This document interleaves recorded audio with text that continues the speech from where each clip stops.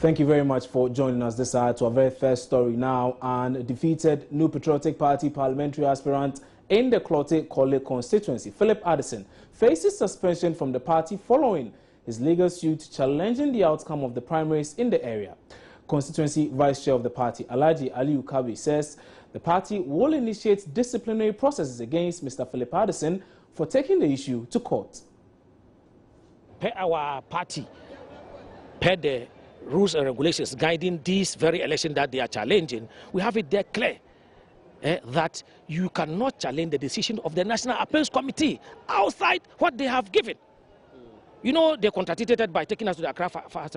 No, nothing has been done. You have petitioned the National. The NEC is dealing with the issue. On the blind side of everybody, you are in the court again, seeking on the blind side to have a verdict, to null that election and then for a rerun.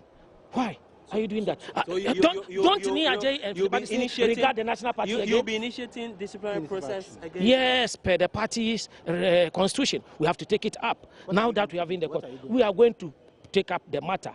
We look into our constitution where it's fit that a party member or anybody want to go contrary to our constitution. We have to refer him to the Judiciary Committee of the constituency as well as the region and the national for appropriate action to be taken. So what appropriate action are you going to recommend? Sanction him, suspension. Who? Philip Addison? Some people went and demonstration just last week.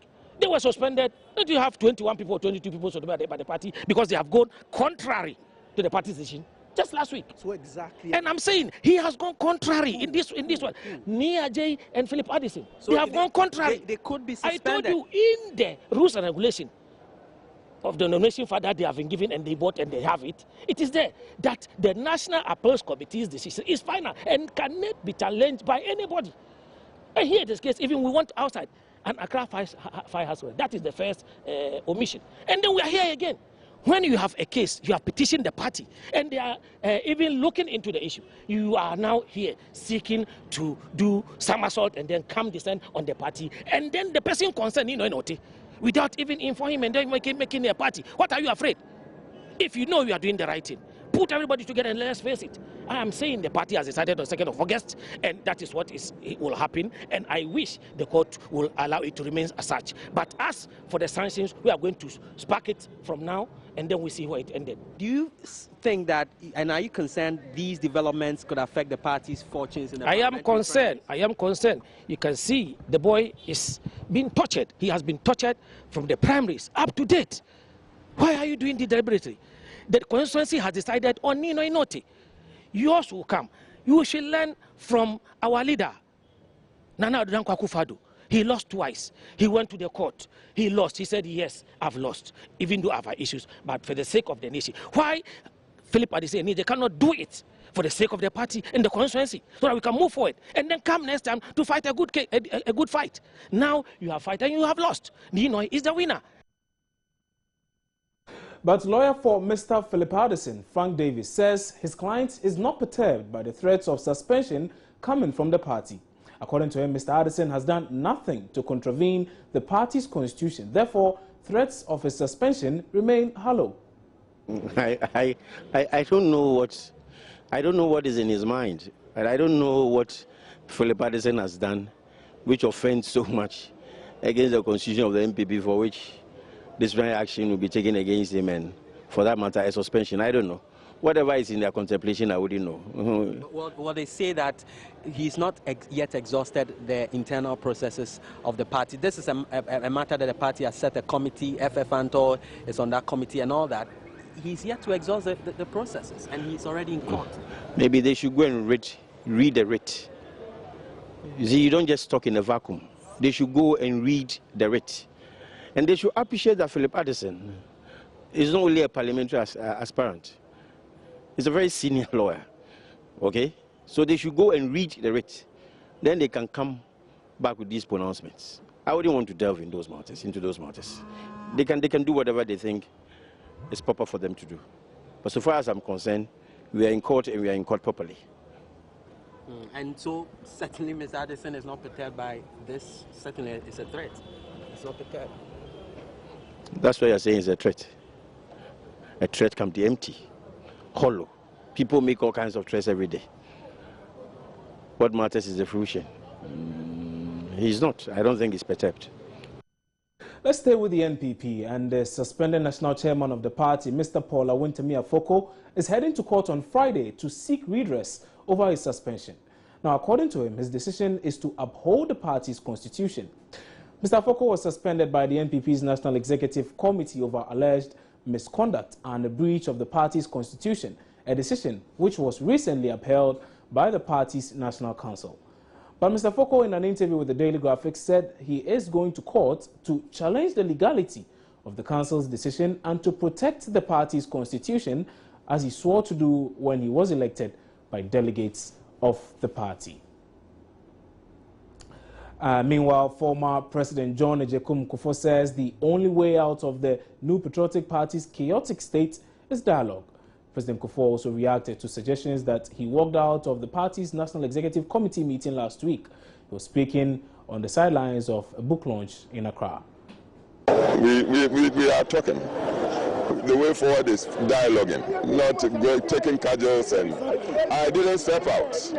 I begged leave of the committee and they allowed me to go. So I didn't step out in the way that is being presented. Now, on Monday, President John Dramani Mahama launched a full-scale attack on the New Patriotic Party's running mate, Dr. Mahmoud Bawumia.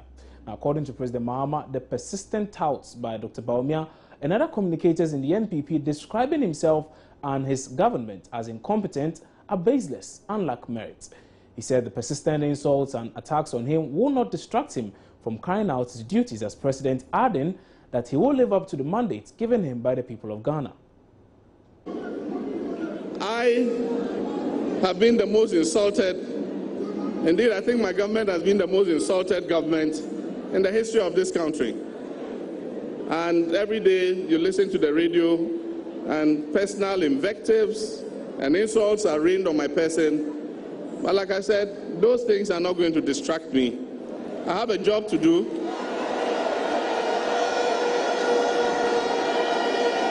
So boy,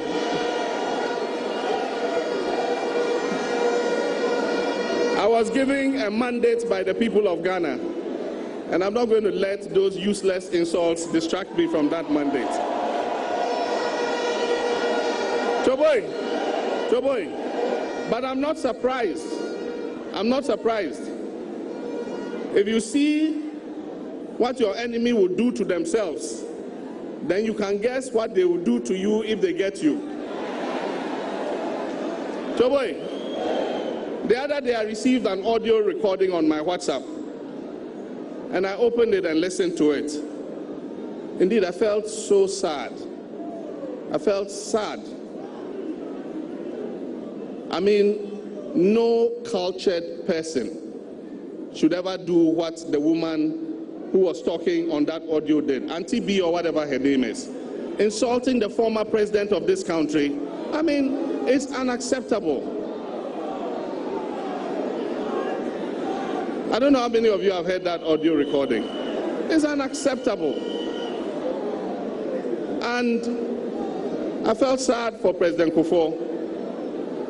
But then it also gave me, in Twi we say, Arishim, because if they can insult President Kufuor like that, they ask for me, they will grind me in Apotoyua.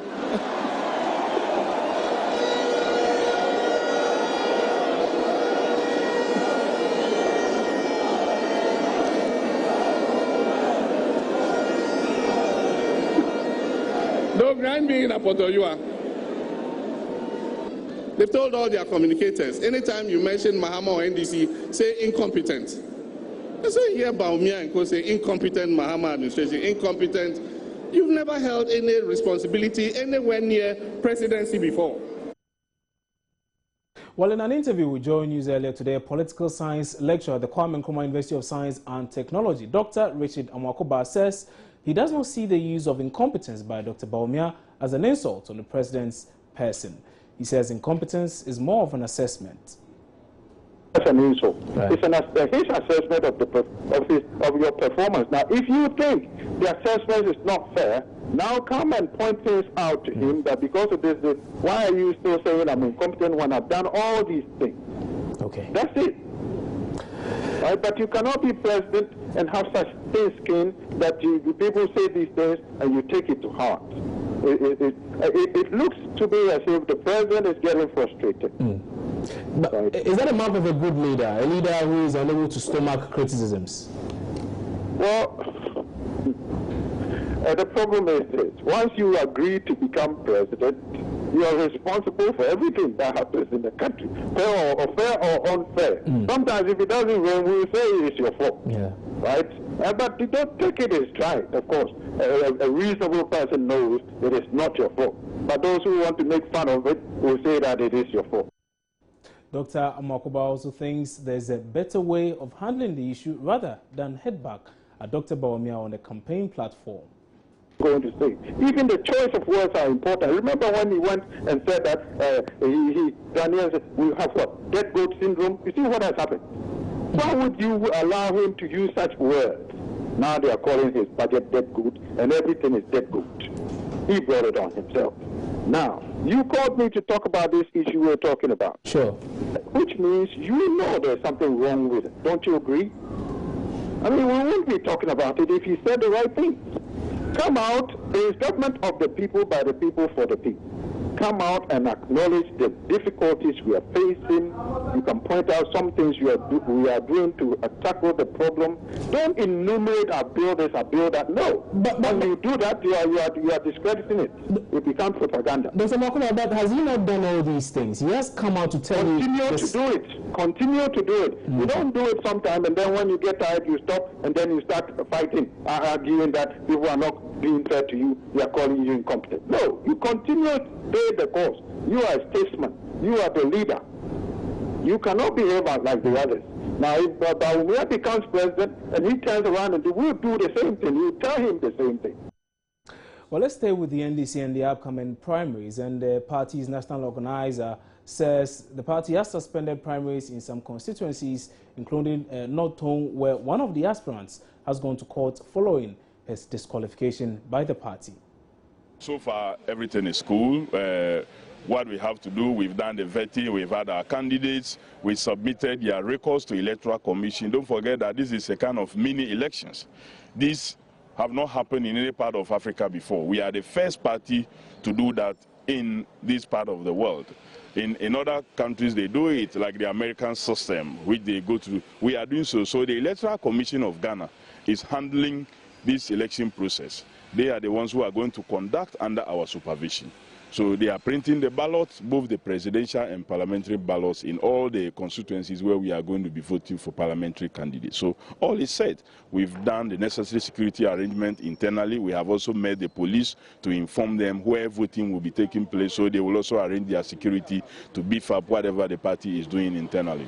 There were outstanding issues. For instance, if you go to North Tone District, L.A. Blue, he took his case to court. How are you dealing with that to ensure that you have smooth, we wait for the court. We have taken a decision as a political party that he's not qualified to run on our party ticket. He's gone to court. We wait for the pronouncement of the court. But other than that, we are continuing with our process. So is this to suggest that there would be certain areas that the primaries wouldn't come off on Saturday? Oh, of course, there are some areas we ourselves as a party have suspended elections in those areas. For example, we've suspended elections in Nkwanta South. We've also suspended elections in about 2 constituencies where we're not going to have elections for some very good reasons. There may be others that people may go to court. If they go to court and the court stops us from conducting elections there, we will obey the court. But so far, we've not received any such thing. You're watching News Today here on Joy News Multi TV. We're taking a quick break. When we come back, we'll bring you a lot more stories. Don't go away.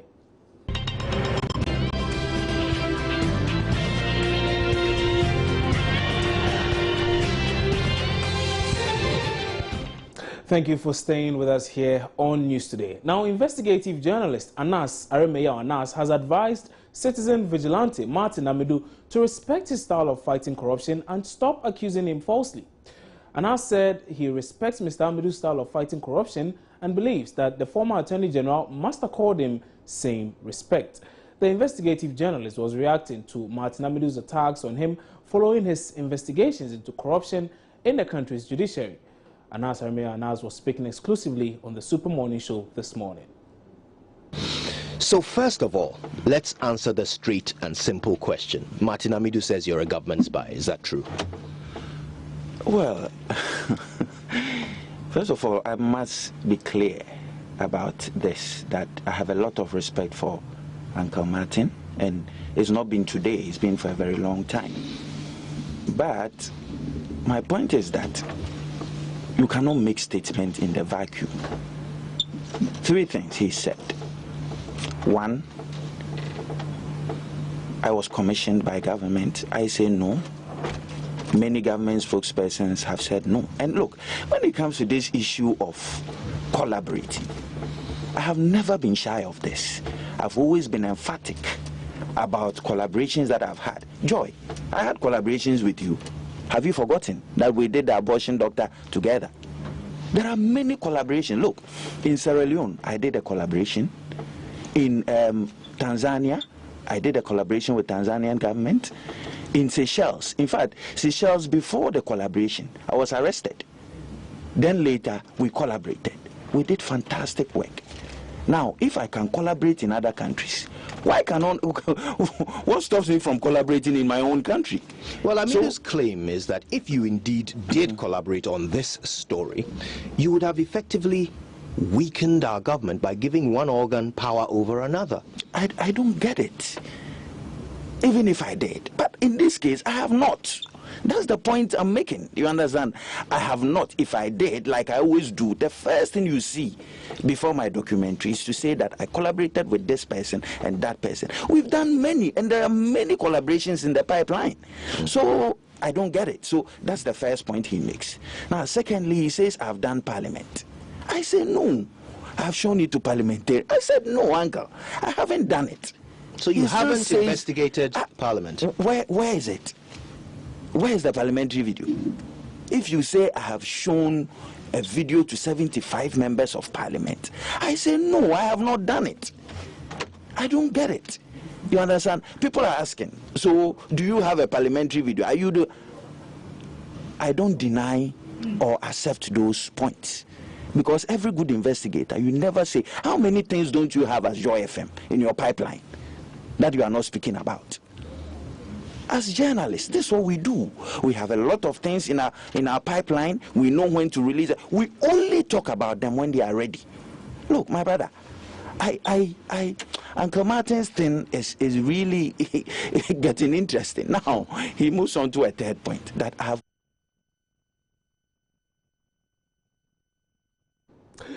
Meanwhile, one of the judges accused of taking bribes to throw cases in a recent expose on corruption has sued investigative journalist Anas Anas. Justice Isiado is suing Anas for carrying out the private investigation into corruption in the judiciary without a license. My colleague Emefa Awena Matiamwa Early has more. He is claiming that Anas's company, which is the Tiger IPI, he's claiming that it is an unregistered entity which, according to its website, tigeripi.org, provides its clients with accurate, efficient and cost-effective private investigations in a timely manner.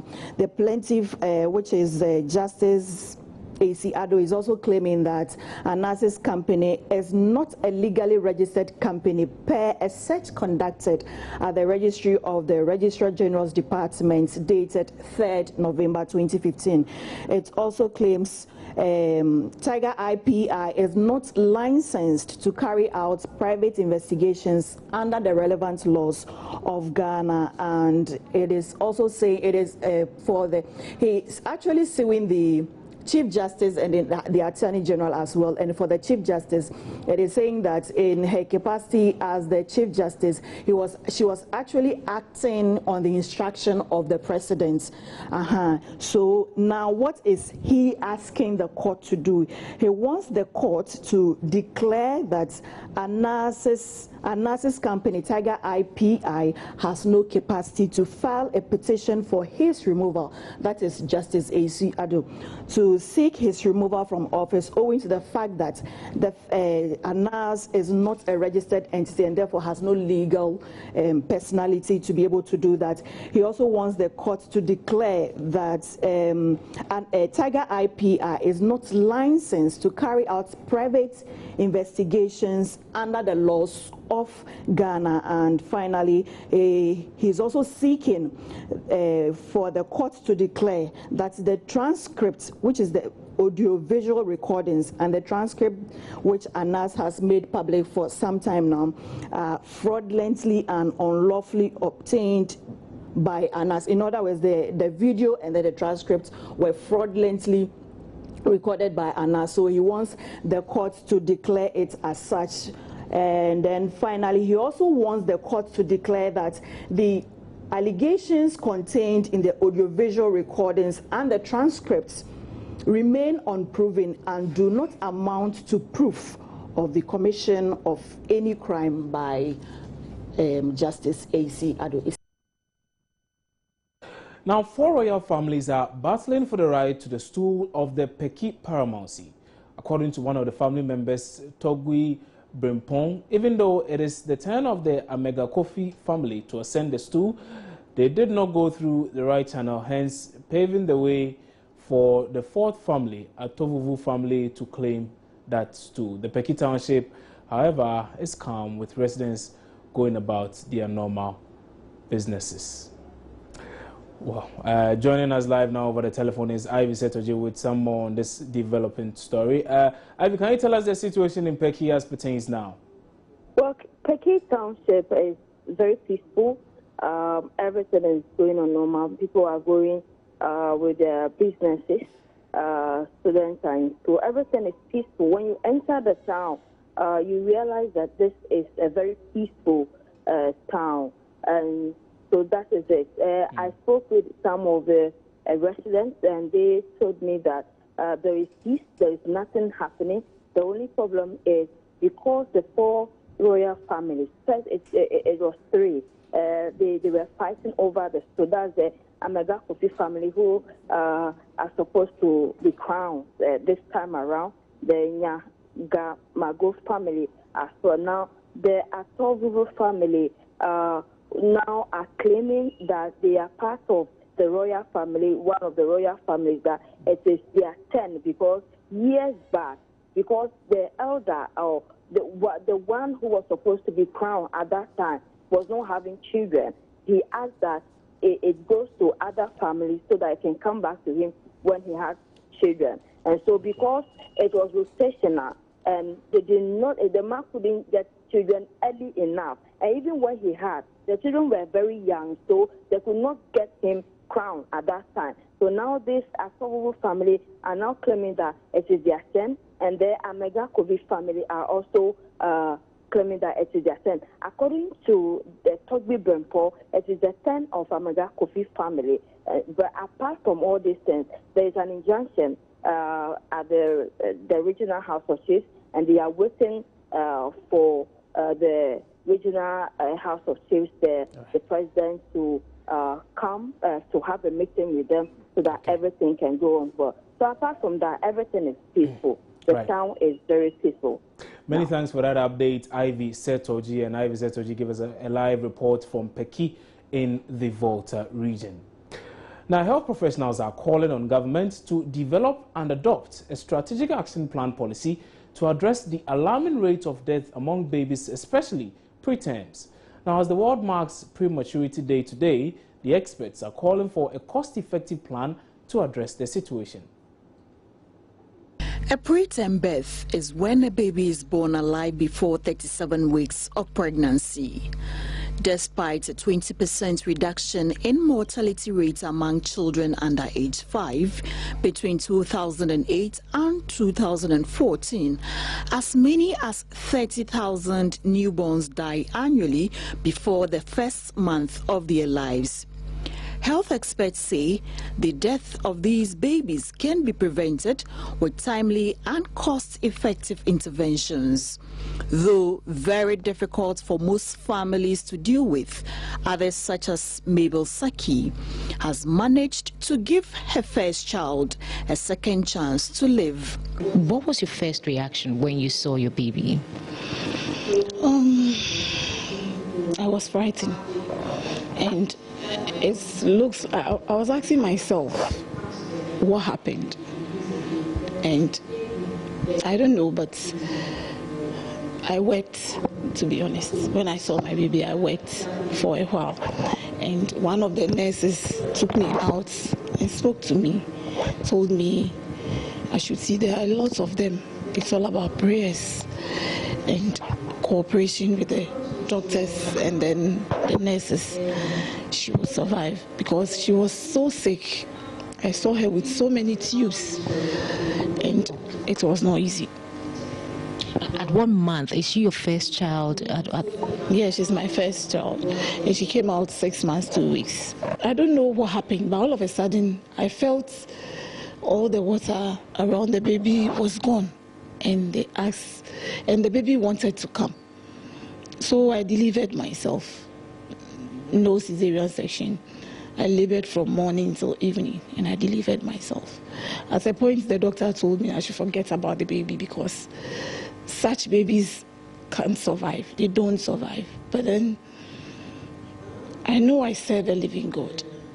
And with prayers all round, and then the doctors too assured me that if I cooperate and I do it wholeheartedly, that with that feeling that I want my baby, I would get my baby. And that is exactly what I did. Petra is now 1 year old and she's living a normal life.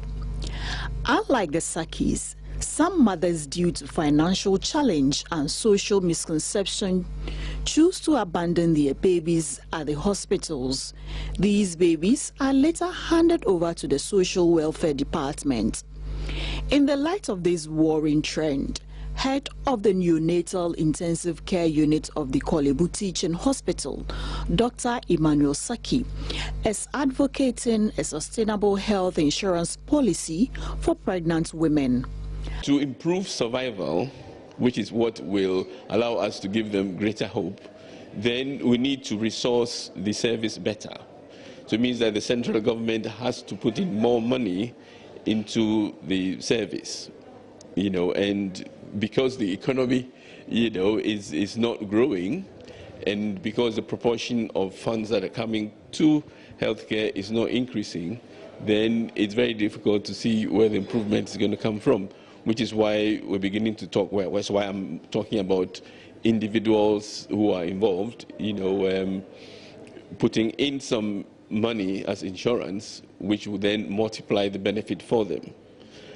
I think we can also, as those who work in the hospital, we're very busy, but maybe we need to put in more effort into getting philanthropists. As the world marks Prematurity Day, UNICEF is also calling for cost-effective interventions to address the situation. It is a well-known fact that 75% of all newborn deaths can be easily prevented or their causes treated using simple and low-cost interventions that are all within our reach. It is all about ensuring that every delivery is attended to by a trained and skilled health provider. It is about ensuring proper monitoring of the woman in labor and ensuring that critical actions are taken at the appropriate moments.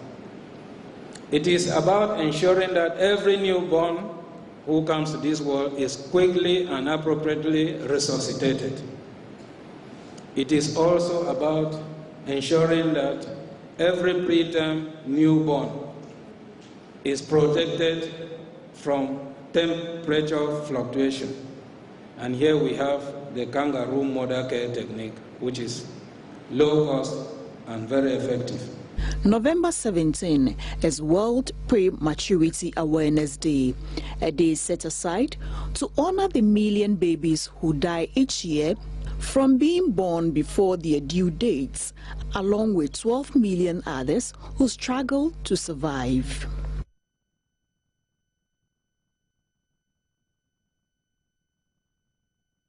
Well, it's time now for some business here on News Today.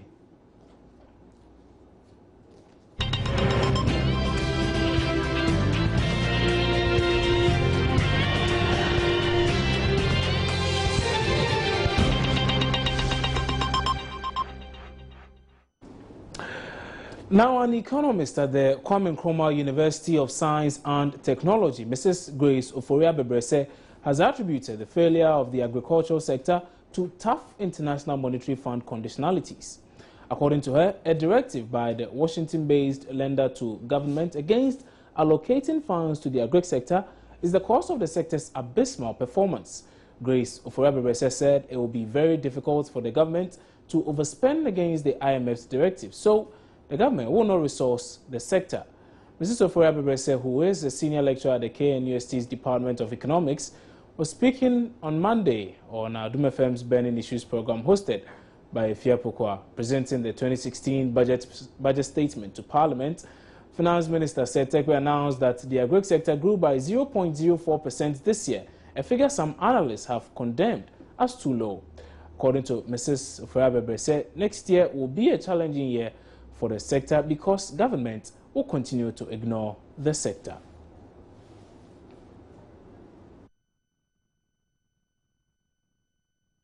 Now, the value of import exemptions for the first 9 months of this year exceeded what the government had budgeted for the period by more than 1 billion Ghana cedis. Now, the revised budget of government estimated the value of import exemptions for the first 3 quarters of the year at a little above 541 million Ghana cedis.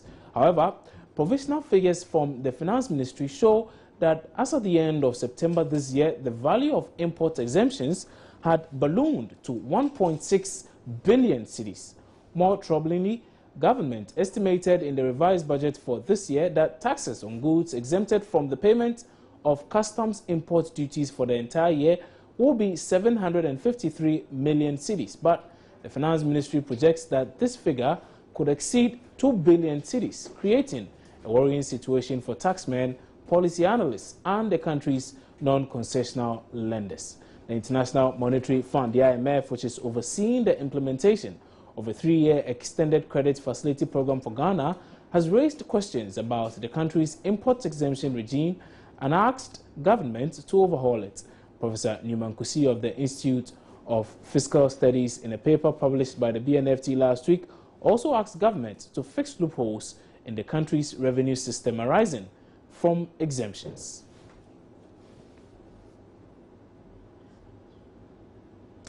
Now, Deputy Minister of Finance Mona Korte insists measures adopted by government will soon reduce the public debt to appreciable levels. Now, the assurance follows concerns that government's debt management strategies are not working. Despite all the measures, the public debt has increased to 92 billion Ghana cedis as of September. Mona Korte, however, says the figures could have been worse without some of these measures.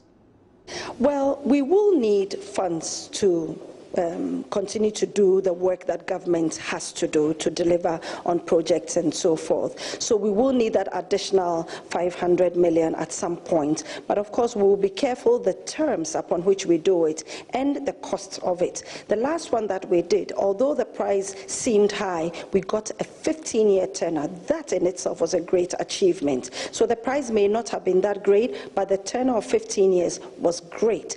So for the next 500, we could do it either as a bond or another source of financing. So we are not fixed on any one particular way of doing it.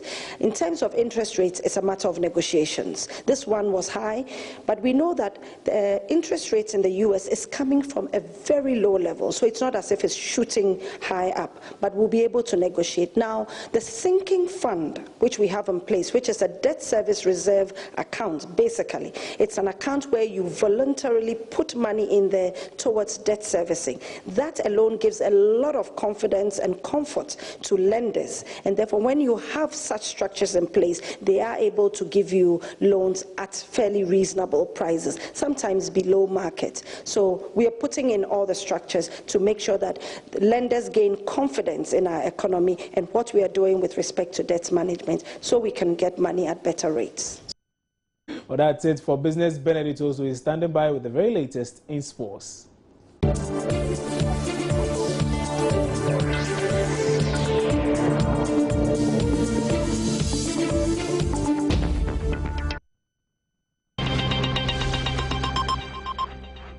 Already joins me now in studio with the very latest in entertainment, Gladys. Hey, Kwabna, good afternoon. I see. So this morning I've been seeing a lot of things going on the internet about entertainment, but I don't know really.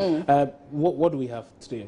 Okay, I am a lot going on, but I am particularly interested in Shatta, who has been preaching. Of course, you know his new fashion sense. I just knew. Yeah, I'm sure you would want to see Shatta looking very corporate, huh? Yeah, he's been telling us more. And guess who designed that one?